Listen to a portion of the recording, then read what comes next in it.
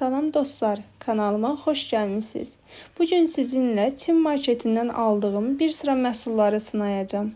Bu gördüyünüz bildirçin yumurtalı soya ət məhsulu, mal əti dadında. Tərkibi soya zülalı, bildirçin yumurtası, su. Dadını çox bəyənmədim, yumurtasını isə ümumiyyətlə.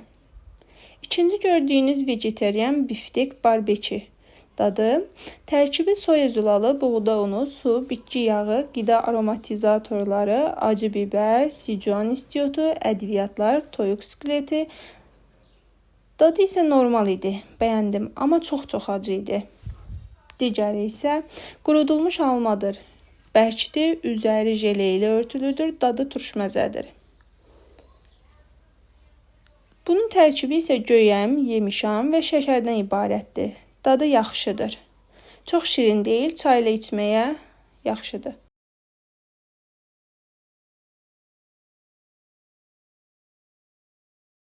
Bu 3 dənə isə 1 manata aldım. Çiyələkli olanın heç dadı yox idi. Çiyələk tamı gəlmirdi. Amma şəftəli olan normal idi. Şəftəlinin ətri hiss olunurdu.